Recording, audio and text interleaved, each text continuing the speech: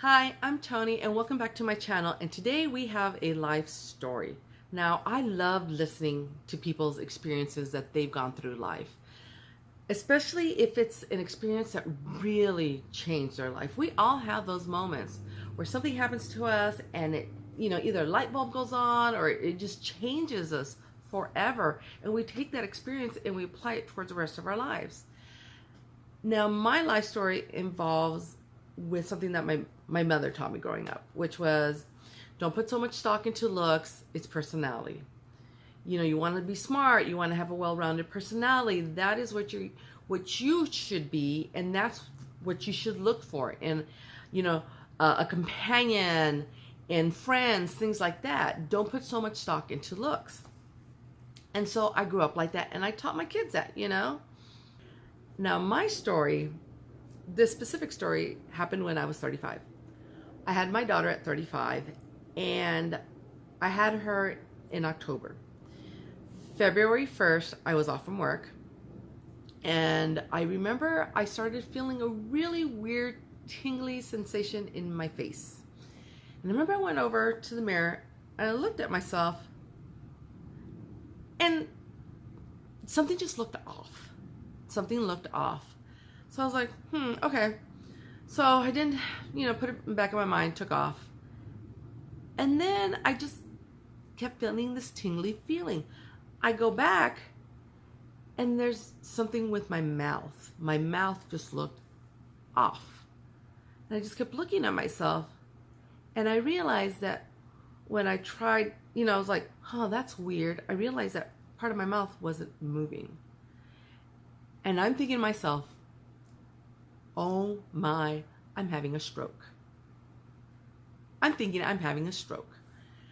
So I called my mom, I called my husband, I don't know what's going on, because within a certain amount of time, it just got more and more pronounced. Then I realized my eye wasn't blinking as much.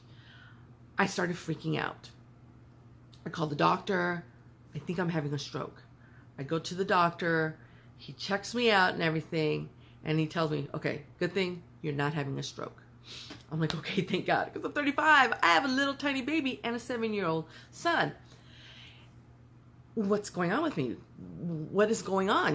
My lip is droopy, my eye is droopy, I can't control, my eye's just not blinking. And he tells me, he goes, I'm not 100% sure.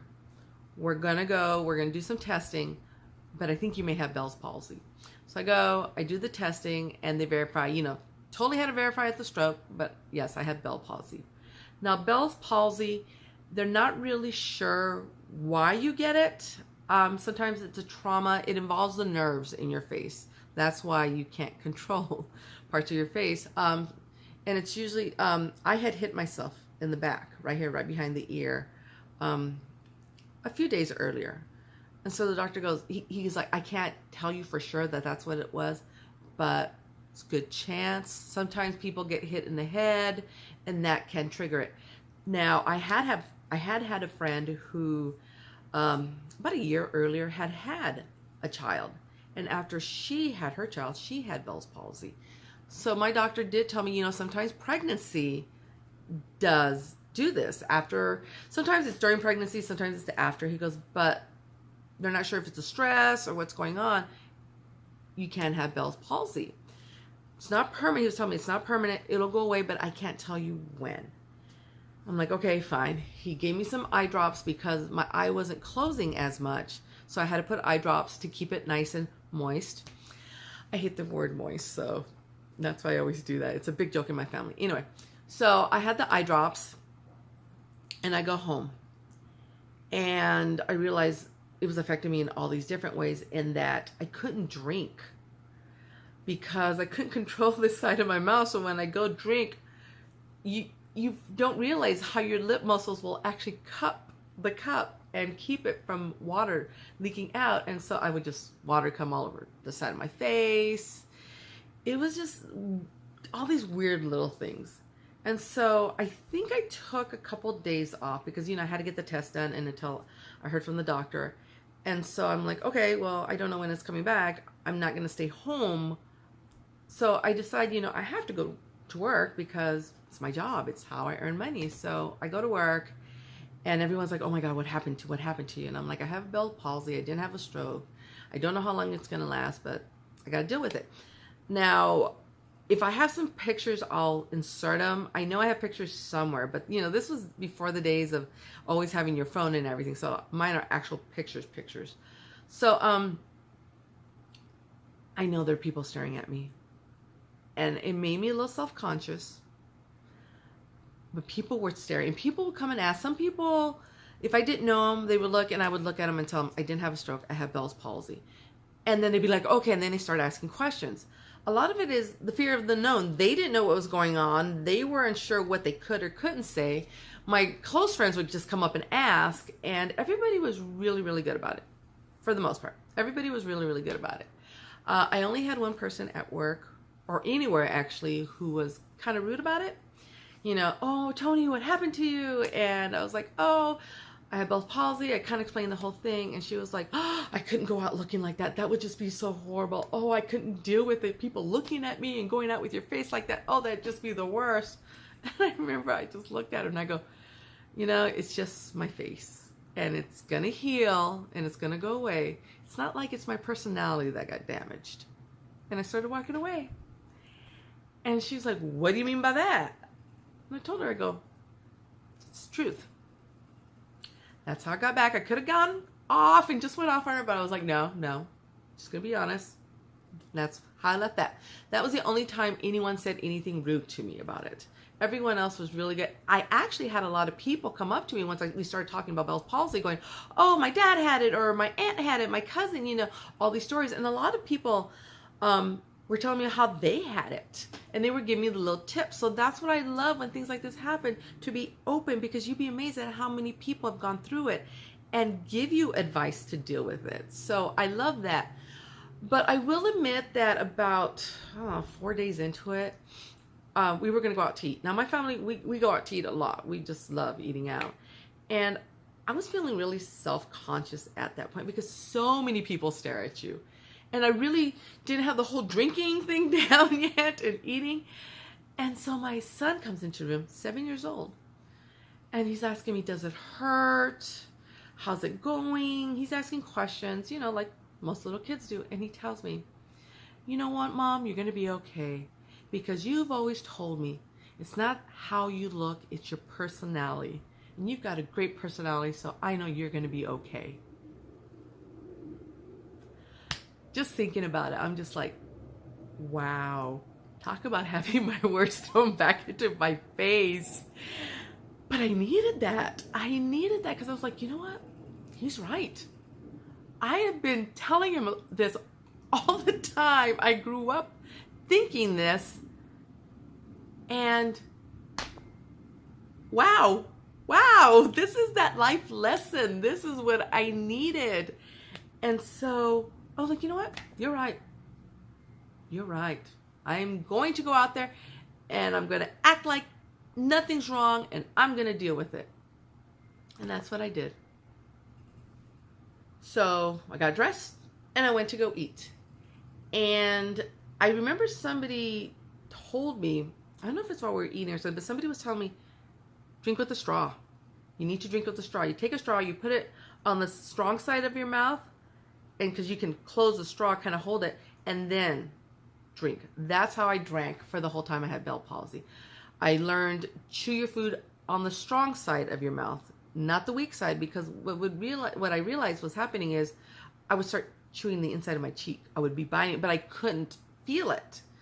And it wasn't until like you tasted blood that you're like, oh, wait. It was little things like that you learn during this whole journey. And I'm not going to get into all these things about Bell's palsy, little tricks like that. You know, the straw, the eye drops were the best ones that I learned. You can Google all that. I'll put a link down about Bell's palsy if you're interested in stuff like that. Or you know what? You can message me down in the comment box and I'll reply back. I was really lucky that it lasted for a month, because on February 28th, the last day of the month, I started getting tingly again.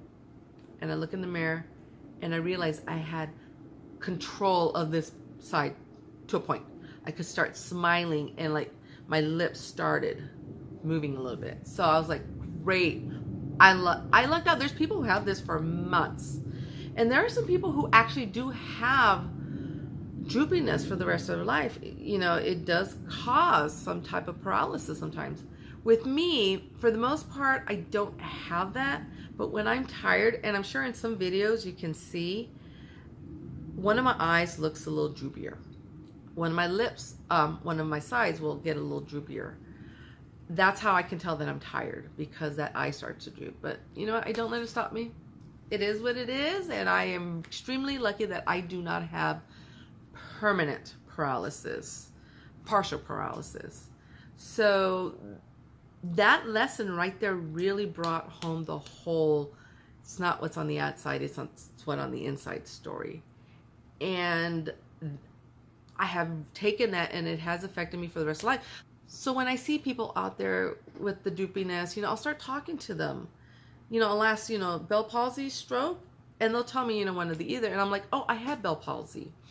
And they'll ask questions, and, you know, we both leave that experience feeling a little better, because I was able to take my experience and help them, and they were able to talk to somebody, because I have talked to people who really hadn't met anyone who had Bell palsy. They just heard what their doctor was telling them, but they weren't sure about it.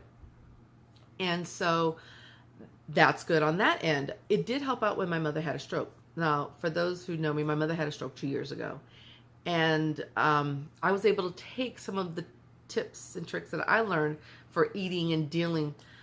I was able to apply that with my mom. I knew, you know, teach her about the straw, and teaching her about chewing her food on this side of the face, and about the eye drops. And so I was able to take it and apply it to that experience, which was great, you know. So I am thankful that I did go through that experience. I am. You know, while I was going through it, it was hard. It was really, really hard, but it really drove home the fact that it is what's on the inside. It's not the outside. It drove that lesson home, and it taught my son that too. It really drove that home for him. I got so much out of it. I got so much out of it. And so I've always said that when these things happen, no matter how bad it is, there's something good that you take out of it. And so I took the good out of it and the bad, and I use it for my life, and I apply it. And I think we grow. I'm a gamer, so I say we level up. So we level up in life. And that's my life story on Bell's palsy. So when you see the droopy eye, mouth, that's what the story is behind that. Comment down below if what life event changed your life and changed your outlook on things. And if you have Bell palsy, you know what? You're going to get through this. We all get through this. And I think we become better people for it. I think we do. So subscribe to my channel so that way you will see when I upload more videos. Here's my channel. And here is, let's see. We'll do my motivational videos, because I think life stories are very motivational. So I'll see you guys next time. Have a good day.